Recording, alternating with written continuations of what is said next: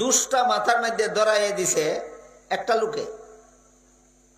কিছু তবলিগি ভাইদের মাথার মধ্যে এই দুষ ধরাইয়া দিছে, কয় মাদ্রাসার তবলিগ নাই, মাদ্রাসার দিন নাই, মাদ্রাসার তালিম আছে তবলিগ নাই, মাদ্রাসার কোরআন হাদিসের শিক্ষা আছে দিন নাই। তুমি দিন কোন গুড়ার ডিমের নাম বুঝো?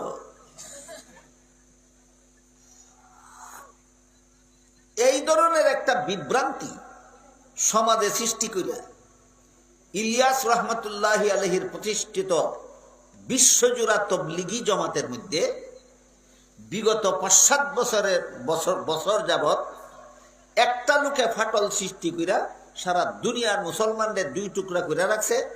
বিশ্বজোড়া তবলিগি জমাতকে ২টা টুকরা বানিয়ে রাখছে একটা লোকে। এই লোকটার নাম মৌলানা সাদ সাহেব। কটা লোকে তবলিগ জমাত ফাটল সৃষ্টি করে রাখছে? একটা লোকে। এই লোকটা তবলিগি জমাতের আমির সাজছে, আমির বানানো হয়েছে না, আমিরের পদ জুড়ে দখল করছে মন গড়া পদ্ধতিতে, ইলিয়াস রহমতুল্লাহিলের প্রতিষ্ঠিত পদ্ধতিতে নয়, নবীর তরিকা মতে নয়, কোরআন হাদিসের পদ্ধতিতে নয়। বলেন সাদ সাহেব আমিরের পদ নবীর তরিকা মতো পাইছে না জুড়ে দখল করছে? জুড়ে যে আমিরের পদ দখল করে সে আমির হওয়ার যোগ্য নয়, সে এতাআতের যোগ্য নয়, আনুগত্যের যোগ্য নয়। জুড়ে দখল করছে, আবার কয় আমার এতাআত করো, এই জন্য এদের অনুসারীর নাম এতাআতি।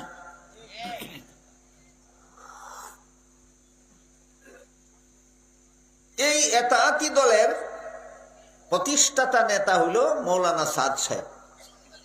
মৌলানা সাদ সাহেব এর অনুসারীরা বলে যে আলিমরা তবলিগ বুঝে না,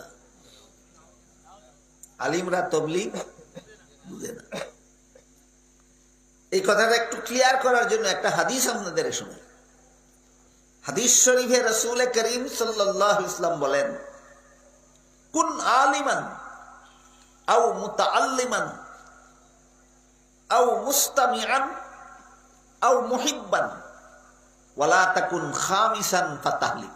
এর অর্থ হইল, রাসূল বলেন তুমি আলেম হও, এটা তোমার জন্য জাহান্নাম থেকে বাঁচার ১ নম্বর পথ। আলেম হওয়ার সুযোগ না থাকলে আলিমের ছাত্র হও, এটা তোমার জন্য জাহান্নাম থেকে বাঁচার ২ নম্বর পথ। আলেমের ছাত্র হওয়ারও সুযোগ না থাকলে জীবনের সকল কাজ আলিমের কথা মতো করো। জীবনের সকল কাজ আলিমের কথা মতো। মানুষের জীবনের সকল কাজ ২ প্রকার, হয়তো সংসারের কাজ আর না হয় ধর্মের কাজ। বলেন বুঝে থাকলে মানুষের জীবনের সকল কাজ কত প্রকার? হয়তো সংসারের কাজ আর না হয় ধর্মের কাজ। খাওয়া, ঘুমানি, পেশাব পায়খানা করা, এগুলি সংসারের কাজ। উযু, নামাজ, রোজা, কোরআন তেলাওয়াত, এগুলি ধর্মের কাজ। ধর্মের কাজ আলিমের কথা মতো করবে কেন? কারণ ধর্মের কাজ কেমনে করলে শুদ্ধ হয় আর কেমনে করলে ভুল হয় আলেম ছাড়া কেউ জানে না। সুতরাং আমি উযু করব কার কথা মতো? কারণ উযু কেমনে শুদ্ধ হয় কেমনে ভুল হয় আলিম ছাড়া কেউ জানে না। আমি নামাজ পড়ব কার কথা মতো? কারণ নামাজ কেমনে শুদ্ধ হয় কেমনে ভুল হয় আলিম ছাড়া কেউ জানে না। আমি কোরআন তেলাওয়াত করব কার কথা মতো? কারণ কেমনে কোরআন তেলাওয়াত শুদ্ধ হয় আর কেমনে ভুল হয় এটা আলিম ছাড়া কেউ জানে না। তবলিগটা হইল সংসারের কাজ। কি বলে? তবলিগ সংসারের কাজ না ধর্মের কাজ? অন্যান্য ধর্মের কাজ আলিমের কথা মতো করব কেন? কেমনে করলে শুদ্ধ হয় আর কেমনে করলে ভুল হয় আলিম ছাড়া কেউ জানে না। তবলিগ যদি ধর্মের কাজ হইয়া থাকে, এটা কেমনে করলে শুদ্ধ হয় কেমনে করলে ভুল হয় তোমার বাপে জানে না আলিমে জানে? তো তবলিগ আলিমের কথা মতোই করতে হবে। রাসূল বলেছেন আলিমের কথা মতো করো।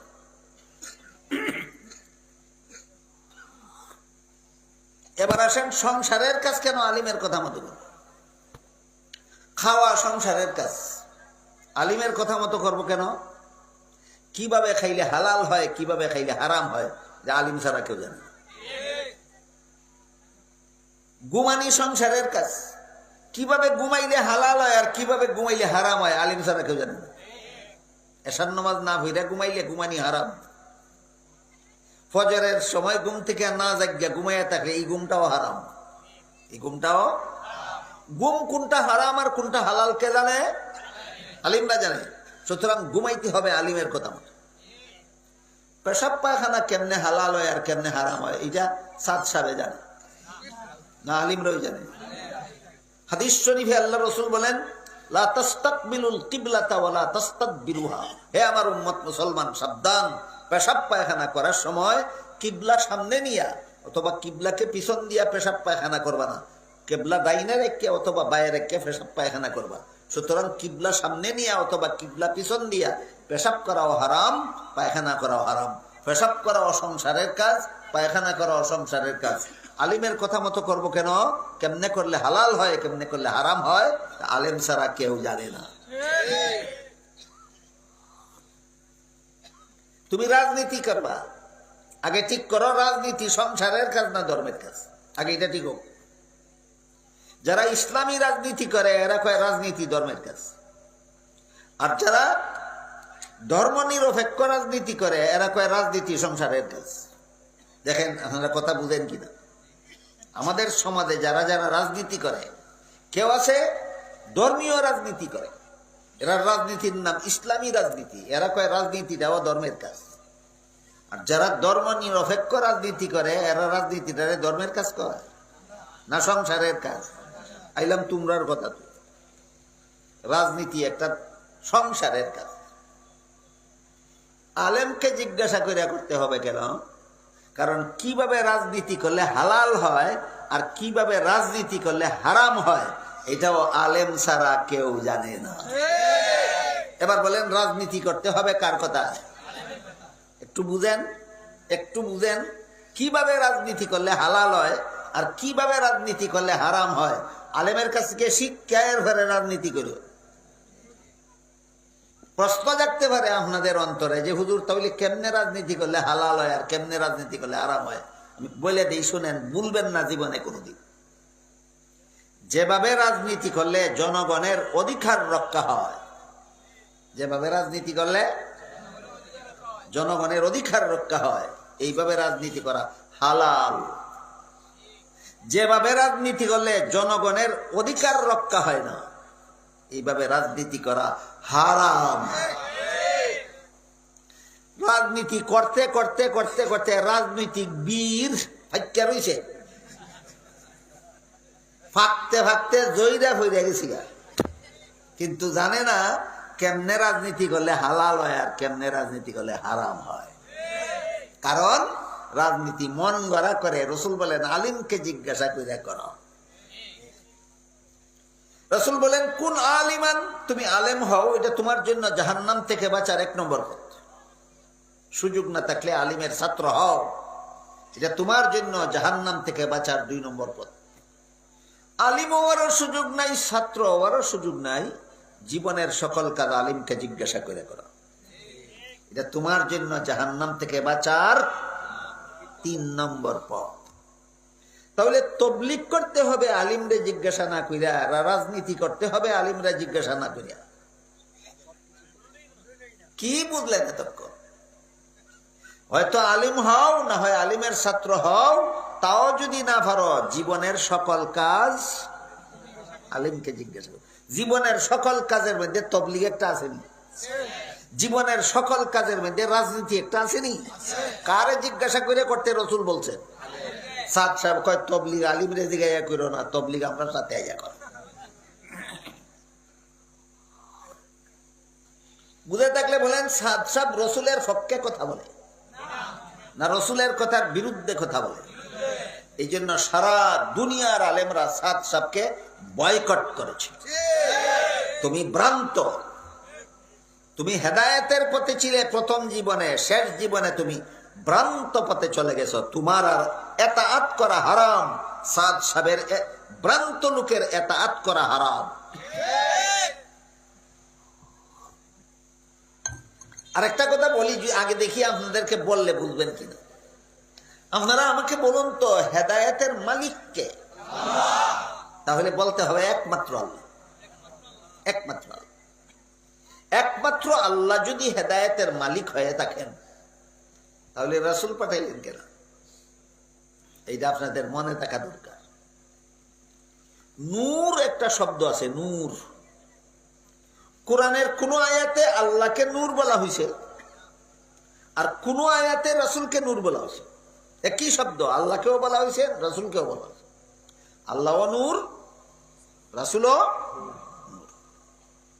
কিন্তু মুফাসসিরিনে কেরাম লিখেছেন আল্লাহকে যে আয়াতে কোরআনের যে আয়াতে আল্লাহকে নূর বলা হয়েছে ওইখানে নূর অর্থ হেদায়েতের মালিক। শুনেন, বুঝেন, মনে রাখেন। কোরআনের যে আয়াতে আল্লাহকে নূর বলা হয়েছে সেখানে নূর অর্থ হেদায়েতের মালিক। আর যে আয়াতে রাসূলকে নূর বলা হয়েছে সেই আয়াতে নূর অর্থ হেদায়েতের মাধ্যম। আল্লাহরে নূর কইলে যেই অর্থ, রাসূলকে নূর কইলে সেই অর্থ। তাহলে বলেন আপনারা আল্লাহরে নূর কইলে কি অর্থ? হেদায়েতের মালিক। রাসূলকে নূর কইলে কি অর্থ? এবার বলেন একমাত্র আল্লাহ যদি হেদায়েতের মালিক হন তাহলে রাসূল পাঠাইলেন কেন? রাসূলকে হেদায়েতের মালিক বানাইয়া পাঠাইছেন না, রাসূলকে হেদায়েতের বাহক বানাইয়া পাঠাইছেন, মাধ্যম বানাইয়া পাঠাইছেন। এই মর্মে আল্লাহ বলেন ইন্নাকা লা তাহদি মান আহবাবতা ওয়ালাকিন্নাল্লাহা ইয়াহদি মান ইয়াশাউ ওয়া হুয়া আ'লামু বিল মুহতাদিন। আল্লাহ বলেন, হে রাসূল করিম সাল্লাল্লাহু আলাইহি ওয়াসাল্লাম, আবু তালিব আপনার বড় মহব্বতের চাচা। আবু তালিব আপনার বড় মহব্বতের চাচা। আশা করি আপনাদের কম বেশি জানা থাকার কথা যে আবু তালিব বেদিন ছিল, বেদিন। নবীর আপন চাচা, বেদিন, কিন্তু নবীকে প্রাণের চেয়ে বেশি মহব্বত করত। হাদিস শরীফে রাসূল বলেন জাহান্নামের আগুনের তৈরি দুইটা জুতা আবু তালিবের পায়ে পরাইয়া দেওয়া হবে। আগুনের তৈরি জুতা পায়ে পরাইয়া দেওয়ার কারণে এই জুতার আগুনের তাপে তার মাথার মস্তক ফেনাইতে থাকবে। আর আবু তালিব মনে করবে এর চেয়ে কঠিন কোনো শাস্তি জাহান্নামে হতেই পারে না। এই শাস্তিতে আবু তালিব চিরকাল জাহান্নামে থাকবে। আমাদের দেশে যারা মহব্বতে রসুলের দাবিদার, আবু তালিবের চেয়ে বেশি মহব্বত করছো তোমরা? তাহলে নবীর তরিকা বাদ দিয়া নবীর লাগি জান দিয়া দিলে যদি জাহান্নাম থেকে বাঁচা যাইতো, তোমার আগে আবু তালিব বাঁচতে পারতো। এই জন্য আমাদের মনে রাখতে হবে নবীর মহব্বত দুই প্রকার, একটা আবু তালিবের মতো আর একটা আবু বকরের মতো। নবীর মহব্বত কত প্রকার? একটা আবু তালিবের মতো, আবু বকরের। আবু তালিবের মহব্বত, আবু তালিবও নবীর মহব্বতে জান দিতে রাজি ছিল, তরিকা লইয়া না তরিকা থইয়া। আবু বকরও নবীর মহব্বতে জান দিতে রাজি ছিলেন, তরিকা থইয়া না তরিকা লইয়া। এই হইল বিদাতীদের মধ্যে আর দেওবন্দীদের মধ্যে পার্থক্য। বিদাতীরা আবু তালিবের মতো নবীরে মহব্বত করে আর উলামায়ে দেওবন্দ আবু বকরের মতো নবীকে মহব্বত করে। যেহেতু আবু তালিব নবীর মহব্বতে জান দিতে রাজি ছিল কিন্তু নবীর দিন কবুল করতে যা রাজি ছিল না, এই জন্য নবী মনে বড় ব্যথা পাইলেন। আল্লাহ পাক রব্বুল আলামিন তখন নবীর কাছে আয়াত নাজিল করে বলেন ইন্নাকা লা তাহদি মান আহবাবতা। হে রাসূল, আবু তালিব আপনার মহব্বতের চাচা, তাই বলে আপনি হেদায়েত দান করে দেবেন হবে না, আপনি হেদায়েতের মালিক না। ওয়ালাকিন্নাল্লাহা ইয়াহদি মান ইয়াশা। আমি আল্লাহ হলাম হেদায়েতের মালিক। আমি হেদায়েত কাকে দান করব? যে বুঝার পরে গ্রহণ করতে চায় তাকে দান করব। আপনার চাচা আবু তালিব হেদায়েত বুঝার পরে গ্রহণ করতে চায় না, আমি আল্লাহ তাকে হেদায়েত দান করব না। এবার বলেন হেদায়েতের মালিক কে? একমাত্র আল্লাহ। সাদ সাহেব কয় হেদায়েতের মালিক আল্লাহ না, কোরআনের পক্ষে না সরাসরি বিপক্ষে? কোরআনের বিপক্ষে কথা কইলেও খাঁটি তবলিগি না তবলিগি নামের বেজাল?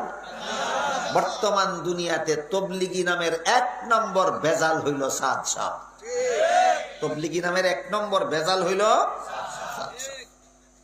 এরপরে শুনে পবিত্র কোরআনের আরেক আয়াতে আল্লাহ বলেন, وَإِذِ ابْتَلَى إِبْرَاهِيمَ رَبُّهُ بِكَلِمَاتٍ فَأَتَمَّهُنَّ قَالَ إِنِّي جَاعِلُكَ لِلنَّاسِ إِمَامًا قَالَ وَمِنْ ذُرِّيَّتِي قَالَ لَا يَنَالُ عَهْدِ الظَّالِمِينَ। আল্লাহ বলেন, ও ইব্রাহিম, তোমাকে আমি মানুষের ইমাম বানাইব, মানুষের ইমাম বানাইব।